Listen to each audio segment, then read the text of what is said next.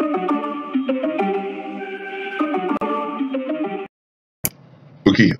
so untuk video kali ni saya nak terangkan berkenaan dengan indikator. Yang pertama sekali adalah volume.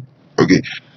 Jadi kalau kita sign in ataupun register untuk ChinaAccess ni, anda boleh pergi ke charting kat bahagian atas ni. So anda boleh ambil indikator kat sini. So just klik indikator yang mana dekat tepi ni. Okey, ada lebih kurang 20. Okey, 20 lebih macam tu lah indikator. Indikator ni maksudnya apa?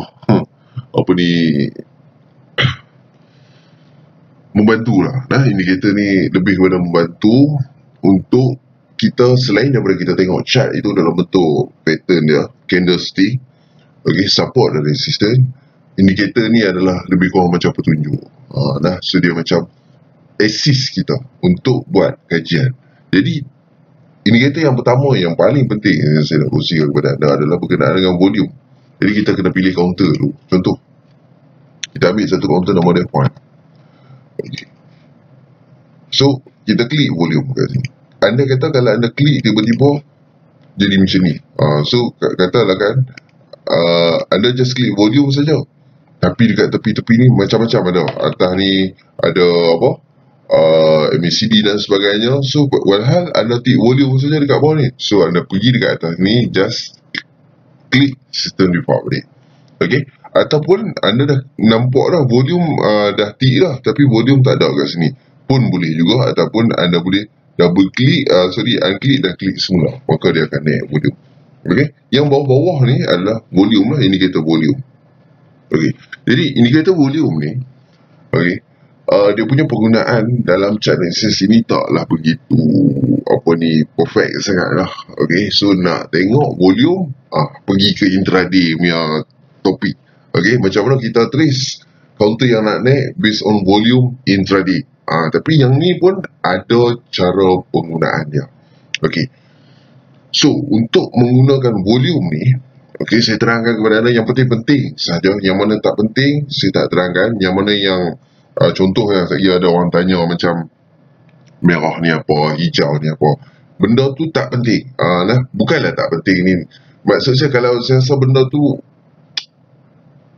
dia kurang penting, saya letak tepi. Ada benda yang lebih penting. Kadang-kadang orang terlepas benda yang lebih penting, orang nak kaji benda yang remeh-remeh. So bukan remeh ni tak boleh kaji, disebabkan kita kaji benda yang remeh ni, benda yang penting nanti kita lupa. Okey, jadi penerangan ni hampir sama sebab saya dah terangkan banyak dekat cara pemilihan counter. Yang mana cara pemilihan counter, kita ada 5 step itu. Okey, step yang pertama adalah syariah, step kedua volume. Nampak tak? Step kedua tu dah kita pandang kepada sudut volume. Jadi bila kita nak tengok counter, sesuatu counter uptrend, kita berpandukan kepada volume. Jadi volume dekat sini saya nak terang agak detail sikit lah. Okay. So sebelum ni kita tengok volume biasa saja. Tiba-tiba volume ni datang. Okay, kita ambil yang sikit dulu. Macam ni. Saya orang tak pasal. Macam ni. Dulu katakan sekarang ni tarikh baru yang last candle ini adalah katakan 18/9/2017. Katakan itu last candle. Okay. Jadi kita tengok sebelum ni volume tak ada. Okey, volume tak ada, counter pun sideways dan sebagainya. Tiba-tiba hari tersebut, ada satu hari tu volume naik. Kita tengok sebelum tu volume adalah 0.41 juta. Maknanya 410,000 unit. Dalam 410,000 unit bermakna lebih kurang dalam 4,000 sahaja. Okey, 4,000 lot. Jadi kalau 4,000 lot, kalau kita kira lah transaction ataupun transaksi pada hari tersebut, pada hari sebelum itu, ni pada hari sebelum itu, kalau kita tengok ada 410,000 unit. Kita darab dengan harga pada open 0.04. So transaksi yang berlaku, saya sebenarnya saya guna kalkulator. So saya cuba 4 sen lah. 410 darab dengan 0.04. Jadi transaksi yang berlaku pada hari tersebut adalah sebanyak RM RM16,400.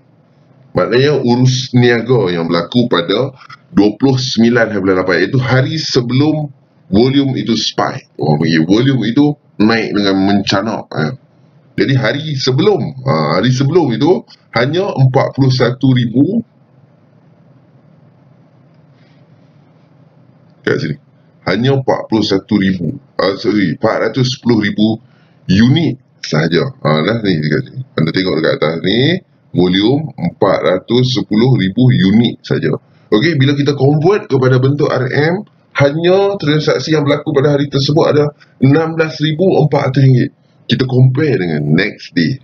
Saya tarik ni naik atas sikit. Sorry. Okey, kita compare dengan next day, volume yang berlaku adalah sebanyak apa tu? 0.22 bilion. Dah 0.22 bilion. Maknanya 220 juta. Okey, 220 juta. Saya ambil kalkulator dekat tangan lah. Saya pakai kalkulator 220. Okey, 222 juta. Sebab 1 bilion tu 1000 juta. Jadi 0.22 ni adalah 220 bilion unit. Didarab dengan harga, kita ambil average harga. Okey, harga pada hari tersebut adalah open, kita tengok kat sini, close, kita tengok kat sini. Okey, yang mana pada hari tersebut adalah open pada 0.06 dan close pada 0.15. Okey, bermakna harga average lah kita ambil di tengah-tengah lah nah, lebih kurang 10 sen lah. Lebih kurang 10 sen. Jadi kita darab dengan 10 sen. Transaksi yang berlaku pada hari tersebut adalah sebanyak RM 22 juta ringgit. Okey, 22 juta ringgit. Sebelum ni berlaku RM16,000 saja.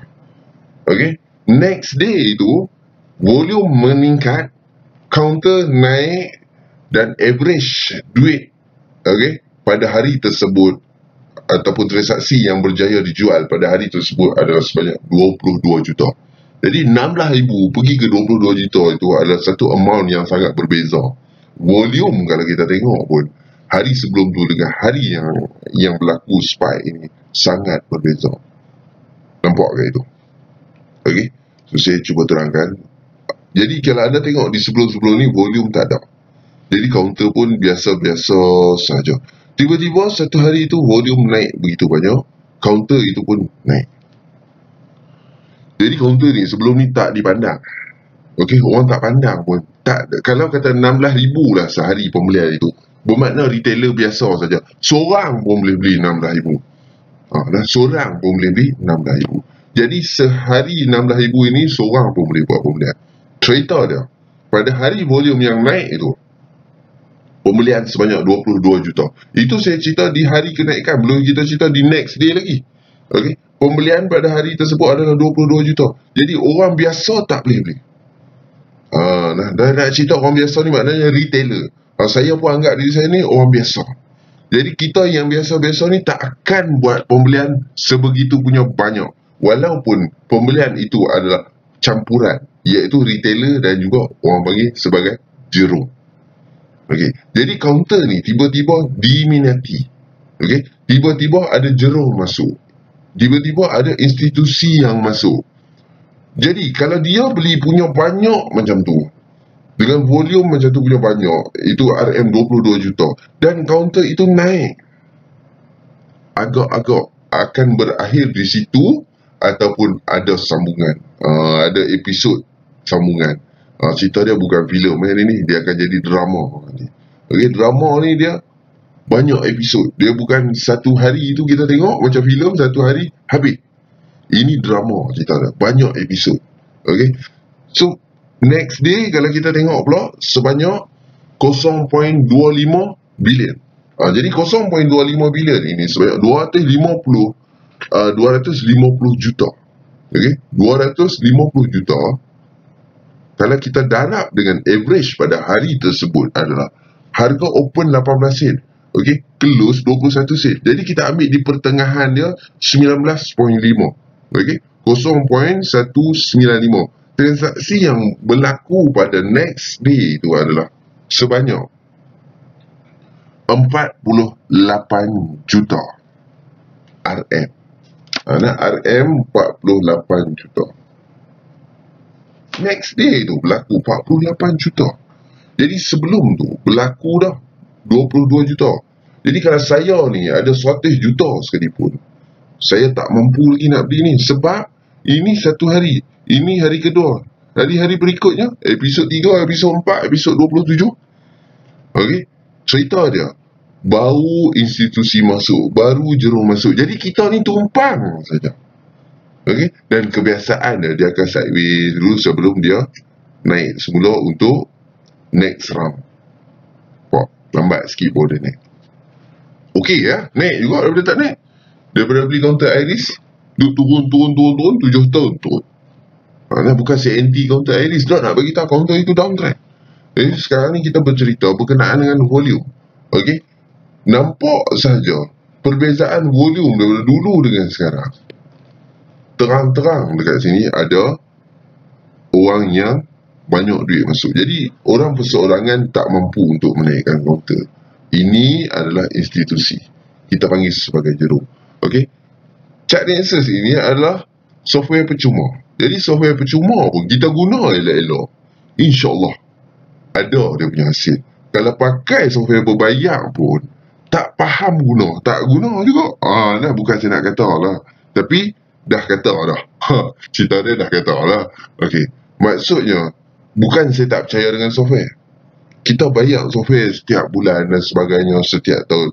Kalau kita pandai guna, InsyaAllah benda tu akan memberi manfaat pada kita. Tapi kalau hak basic macam ni pun kita tak tahu, kita guna nak senang, itu belakang lain cerita. Okey.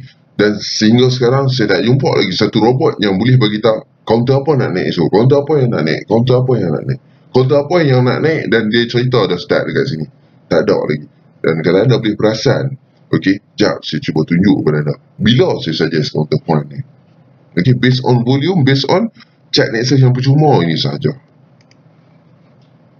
Jadi bila kita detect counter ni, taklah sedetect, taklah seawal apa ni tarikh yang first naik ni, tapi waktu dia naik tu kita dah ada di dalam watchlist lah. Yang mana pada kalau saya cuba check balik, ni waktu saya buat kelas, saya tak ingat kau dah. Okey, KL. Okey, KL ni kelas lebih kurang pada tarikh September 17 bulan. Jadi taklah begitu cepat kita detect. Tapi harga Huan pada masa tu 235. Okey, masa yang kita buat kelas dekat KL tu, okey, yang mana Huan ni adalah counter yang pertama sekali. Okey, dalam suggestion. Counter yang kedua pellet. Okey, counter pertama Huan, counter kedua pellet. Jadi kita tengok kedua-dua counter ni nanti. Okey, kenapa kita detect yang pada sebelum bulan 10? Sebab pada ketika itu counter macam ni. Nampak counter macam ni, pada ketika itu counter dia macam ni. Okey, sebelum ni dia tak ada volume, counter ni sideways, tiba-tiba datang volume dan counter itu naik.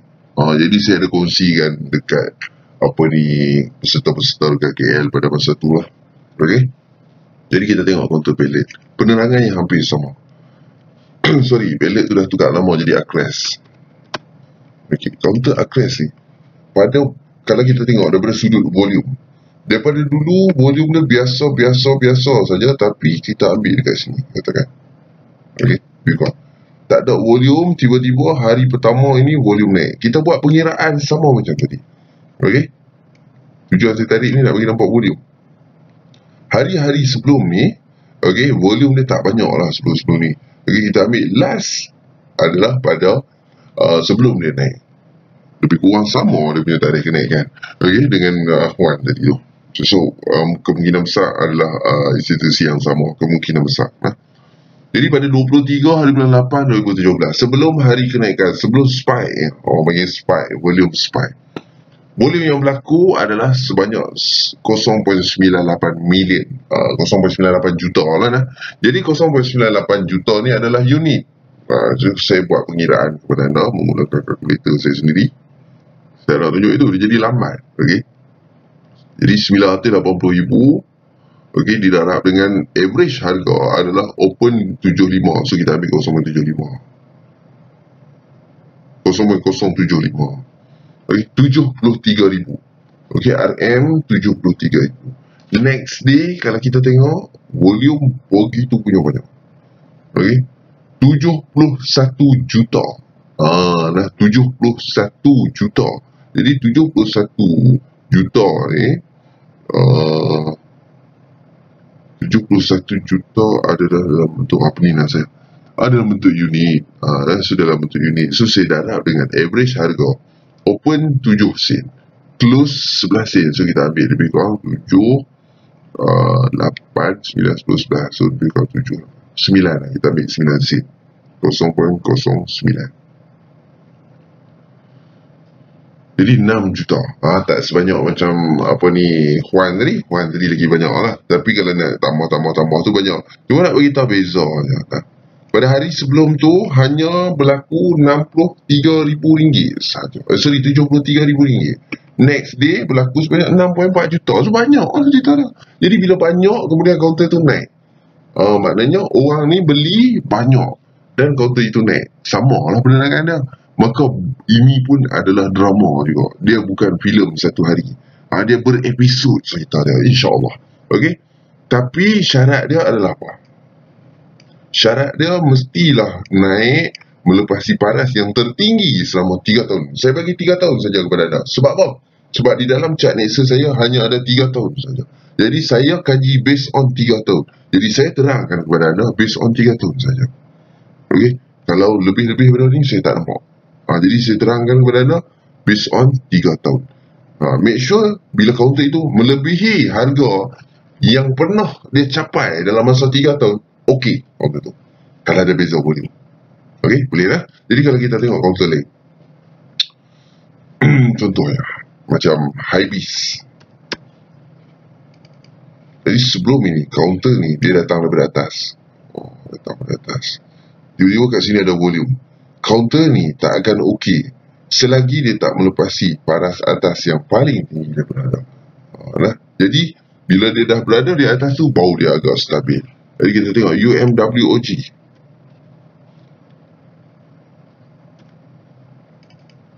Jadi kita tengok kaunter ni sebelum ni volume tak ada. Okey, tiba-tiba volume ada dekat sini. Betul, memang ada perbezaan volume. Tapi kena ingat dia ni datang daripada atas. Anak orang kaya ni. Datang daripada atas. Cuba nak naik balik. Susah sikit cerita dah. Kita carilah biar daripada bawah dia naik. Itu lebih bagus. Okey, based on volume ni. Inilah penggunaan volume untuk chart Nexus yang saya sedang tunjukkan kepada anda di depan anda sekarang. Ini adalah penerangan berkenaan dengan indikator volume sahaja. Yang mana kita ataupun saya dah terangkan kepada anda agak terperinci ataupun lebih detail di dalam topik pemilihan kaunter untuk pemilihan kaunter uptrend. Jadi ini hanyalah sambungan sedikit, just nak buat sedikit review berkenaan dengan volume, indikator volume. Tidak tak tahu pula kita guna volume ni selama ni duk pilih kaunter, rupanya volume tu indikator rupanya. Nak bagi tahu yang tu saja. Tu pun 20 minit. Okay dah. So bertemu di next video.